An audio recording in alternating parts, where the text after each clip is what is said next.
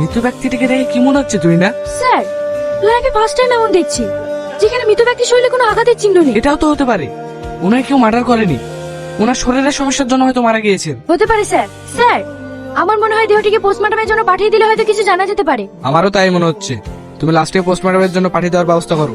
আর যত দূরত্ব সম্ভব পরিবারের যতজন সদস্য রয়েছে তাদের সবার সাথে কন্ট্যাক্ট করো। Okay sir. স্যার, একজন সাংবাদিক এসেছে। আজকে গ্রামে যিনি রহস্যভাবে মারা গিয়েছে সেই ব্যাপারটা নিয়ে আপনার সাথে কথা বলবে। এই সাংবাদিকগুলোরও কোনো কাজ নেই, একটা কিছু শুরু না হতেই এরা এসে হাজির। কি হয়েছে বলুন, কিছু বলবেন আপনি? হ্যাঁ স্যার, আজকে যে মার্ডারটি হয়েছে সে বিষয় নিয়ে আপনার সঙ্গে কিছু কথা বলতে এসেছি। বলুন, কি জানতে চান আপনি? স্যার, এটা আমার জীবনের প্রথম নিউজ। রিপোর্টার হিসেবে আপনি আমায় এমন কিছু একটা নিউজ দিন যেন আমি প্রথম দিনই সবাইকে চমকে দিতে পারি। আপনি কি বলতে চাইছেন আমি ঠিক বুঝতে পারছি না। ওই যে মার্ডারটি হলো না, ওটা কিভাবে হলো, কে করলো, এই বিষয়গুলো যদি বলতেন। কি সব বলছেন?